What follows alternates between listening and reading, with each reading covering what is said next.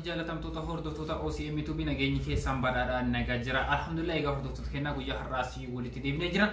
Baga nagaan eeddan isiniin jecha odeeffannoo ajaa'ibaa tokko qabadhee isin dhufeera. Innis maalidha? Meeshaalee ijaarsa mana jalqaba irraa kaasee hamma xumuraatti gatiin isaa maal fakkaata waan jiru tokko isaa isin biraan gaa jechaadha. Kanaaf namoonni hedduun waa'ee kana nagaafataa turuun keessan ni yaadatama. Anis gaafii keessan caqasuudhaan deebii isiniif ta'a waan jedhe guyyaa har'a suuqa hundarra deemeeti meeshaaleen kunniin gatiin isaa maal akka fakkaatu eessatti argachuu akka dandeettan isiniif qabadhee dhufee jira. Hamma xumura qophii keenyaatti nu wajjin turaan affeerraa kenna. Warroonni yeroo jalqabaatiif gara YouTube chaanaalii kanaaf ta'an subscribe gochuu hin dagatinaa.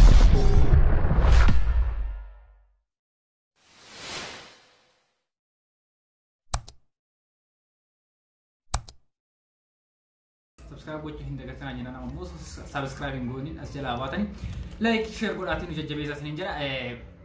Akkuma amala keessanii guyyaa dheengadda like fi shares akkasumas ammoo subscribe namoonni hedduun subscribe gootanii like keessanis baay'ee natti tolee jira. Egaa aadaa isin amala keessanii isinitti argee jira like godhinaa yoo isiniin jira like gootanii kanaaf namoonni baay'een kiyya qofa osoo hin taane waan isin ajaa'ibu chaanaalota ijoollee Oromoo baay'ee isaanii like godhan akkanuma laaltanii irra caala bilbila irraa fayyadamtanii bilbila fayyadamtan akkasitti harka qabatanii fayyadamtanii harkumatti qabatanii teettan kan akka ilaaltan kanaan achuma laayikiinis cinaa keessan jirti yoo gattuttan wanta waa isin kaffalchiisu waan baasisin gaafatu miti. Kanaaf harki keessan waan rakkoo nama keenya harki isaa waan rakkoo qabu natti fakkaata fi quba waan hin qabne natti fakkaata. Garuu nama deemu quba sirratti argaa jira. Kanaaf ammoo isin barate waan ta'eef akkasin hin baranne wanti kunniin akkasin hin baranne kun amala keenyaa fi aadaa keenya safuu keenyallee miti. Wanta kana fooyyeffadhaa isin jedha like godhaa.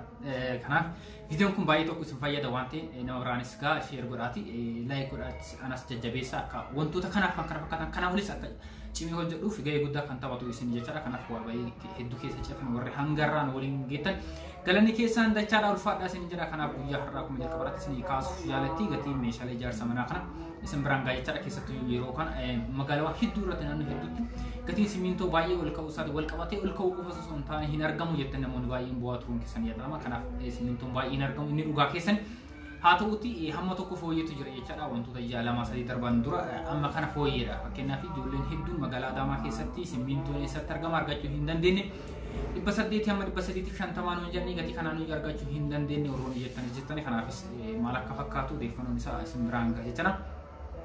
Egaa simintuu marraa yoo isinii ka'e simintoon yeroo kana gabaa irratti giddu galeessa madaalawaa kan ta'e fi iddoo hedduutti kan ittiin gurguramu qarshii 680 hamma qarshii 700tiin gurgurama jechaadha. Irra caalatti irra jireessi kanaan gurgurama. Naannoo tokkotti magaalaa gara baadiyyaatti warroonni mana ijaartanii asirra magaalaa irraa fe'amee achitti gurgurama waan ta'eef daldaltoonni asii bitanii achitti daldalanii gatiin ittiin fe'anis jira. Isaanis gatii bitan irratti dabalatanii wanta bu'aa isaanii kan argatan irratti hireeganii naannoo qarshii 800 hanga 850 geessuu danda'an malee irra caalatti warroonni magaalaa irratti mana ijaarachuu barbaadanii fi ijaarataa jirtan qarshii 700 yoo guddate qarshii 700 kan gurguramu jechaadha. Achi olitti baay'ee isaa hin jiru 680 naannootti gurguramu jira.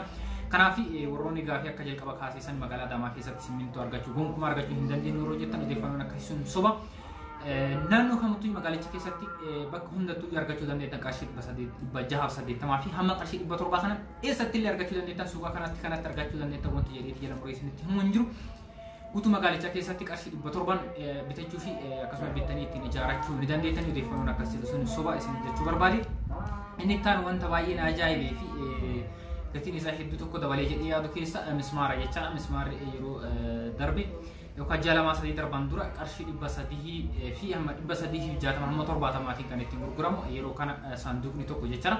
Qarshii 480 hamma qarshii 490 naannootti gurguramutu jira. Irra caalatti qarshii 480 kan gurguramu jechaadha. Mismaarri yeroo kana gabaa irratti saanduqni ittiin gurguramu paakkeettiin jettaniitiin kan beekamu sun jechaadha. Qarshii 480 gurgurama yeroo kana gabaa irratti. Haaluma isa fakkaatuun qorqoorroo noormaalii qorqoorroo mana mukaa ittiin ijaaru irra caalatti namoonni baay'een kan itti fayyadamutan jecha. Inni kun sadarkaa tokko 2 hamma 3tti yookaan cimaa giddu galeessaa fi baay'ee cimaa kan hin taane haphii furdina kan hin qabne akkasitti sadarkaa 3tti qoodamee kan gurguramu jecha. Inni kun akkuma sadarkaa isaatti akkuma ciminni isaatti gatiin isaas garaagarummaa hedduu qaba jechaadha. Kanaaf garaagarummaa isaa kanarraa ka'uudhaan sadarkaa tokkoffaa kan jedhamu cimina hedduu kan qabu qarshii 320 galee jira jechaadha. Yeroo kana gatiin isaa gabaa irratti naannoo hunda keessatti kana fakkaata. Innis akkuma jalqaba irratti isinii kaase akkuma simmintoo irratti isinii kaase warroonni baadiyyaa irratti fi naannoo baadiyyaatti mana ijaarratan qarshii 350 hamma 360 iddoon itti gurguramu tokko jira. Irra caalaatti warroonni magaalaa irratti mana ijaarrachuu barbaadan qarshii 320 sadarkaa tokkoffaa afaan cimina hedduu kan qabu bitachuu ni dandeettan jechaadha. Isumaan kan wal fakkaatu sadarkaa lammaffaa bitachuu warroonni barbaadan qarshii 310 yoo ta'u dallaa fi wantoota garaagaraatiif namoonni barbaadan isa sadarkaa sadaffaa fi furdina hedduu kan hin qabne qarshii 300 kan gurguramu jechaadha. Yeroo kana gabaa irratti isa bitattanii itti fayyadamuu ni dandeettan. Irra caalaatti dallaadhaaf filatamaadha. Waan baay'ee nama harkisu waan hin taaneef qarshii 300 tokko isa qarshii 300 gurgurama. Isa bitattanii itti fayyadamuu dandeettan isin jira. Inni itti aanu haaluma fakkaatuun mana ijaaruudhaaf gahee guddaa kan itti taphatuu fi akkasumas baay'inaan kan itti fayyadamnu murteessaa kan ta'e bolokkeettiidha jechaadha. Bolokkeettiin biyya keenya keessatti sadarkaa 3 hamma sadarkaa 4tiin qoqqoodamee kan gurguramu. Bolokkeettiin kan girgiddaa manaa ittiin ijaaru abbaa seentimeetira 15 fi abbaa seentimeetira 20 jedhamee kan gurguramu jira. Isaan wal qabates geexii garaagaraa kan bareedinaa kan itti fayyadamnu gubbaa manaa isaa irratti boca karbii yookaan immoo boca golboo qabu kan itti geexii akkasii kan itti hojii barbaannu. Karbii bolokkeettii karbii kan jedhamu abbaa seentimeetira 40 seentimeetira 60tu jira. Isuma wal qabatee abbaa seentimeetira 10nis kan geexiidhaaf bareedinaaf itti fayyadamnu jira jechuudha. Egaa geexiiwwan yookaan bareedinaaf wantoota gubbaa manaa irratti itti hojjennu kana bifa konkiriitiidhaanis hojjechuu dandeenya yookaan feerroo fayyadamne hojjechuu dandeenya. Kanas baasii hedduuf akka nun saaxilleefis bolokkeettii bifa karbii ta'e kan akka amma suuraa irratti argaa jirtan kana jecha isa yoo fayyadamne baasii hedduuf nun saaxilu.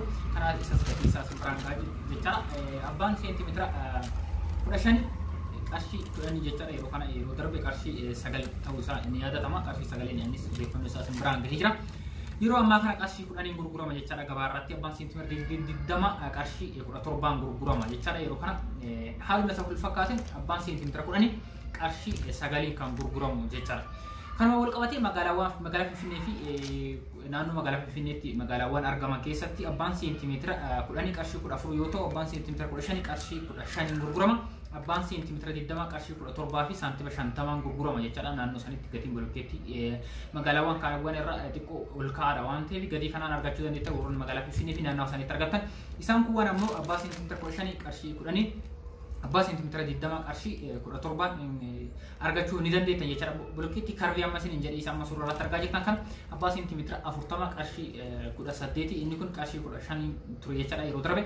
Egaa yeroo kana qarshii 18 gahee jira. Innis abbaan seentimeetira 60 yookaan immoo dheerinni isaa seentimeetira 60 kan ta'e jechaadha. Qarshii 30 kan ture qarshii 35 galee jira jechaadha. Isas gamoonummaan akka beektaniif egaa gatiin bolokkeettii biyya keenya keessatti argamu sadarkaa kana isaaniitti irratti hundaa'uudhaan gatiin isaas akka ammas biraan gahaa ture kanatti argama jechaadha. Naannoo keessanitti yookaan manni keessan bolokkeettii hammam akka isin gaafatu eeguu ogeessa mana ijaaru shallaksiiftanii booda gama qarshiitti deebisuudhaan qarshii bifa kanaan yoo beektan gama qarshiitti jijjiiru wanta baay'ee sin rakkisuu miti isin jedha. Inni itti aanu shiboo girfii ta'e jechaadha. Warroonni mana mukaan ijaartanii eega dhoqqee dhooftanii bootanii mana keessanitti eega dhoqqee dhooftanii ashawaa rukutuun duratti shiboo ashawaa garafuun yookaan ashawaa rukutuun duratti shiboon manicha keessan irratti waxxaramuu qaba. Inni kun meetiraan kan gurguramu fi maraan kan gurguramu jira jechaadha. Egaa maraan kan gurguramu maraan tokko qarshii 1500 yoo ta'u kan meetiraan gurguramu furdina hedduu qaba. Inni kun meetirri tokko qarshii 100 kan gurguramu jechaadha. Isas gamanummaan akka beektaniif egaa inni itti aanu wanta baay'ee tokko nama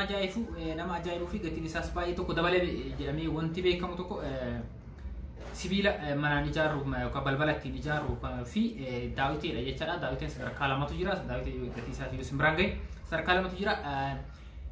Inni tokko kan alarraan dhaabbatanii gara mana keessa manaa yoo lalan keessa manaattis ala manaattis waa mul'isuu danda'u. Inni lammaffaan ammoo kan waa mul'isuu hin dandeenye jechaadha. Keessattis of arguu kan hin dandeenye fi wanta alarra jirus mana keessa dhaabbannee wanta alarra jiru arguu kan hin dandeenye, alarras dhaabbannee wanta mana keenya keessa jiru arguu kan hin dandeenye jechaadha. Inni kunis cimina hedduus qaba.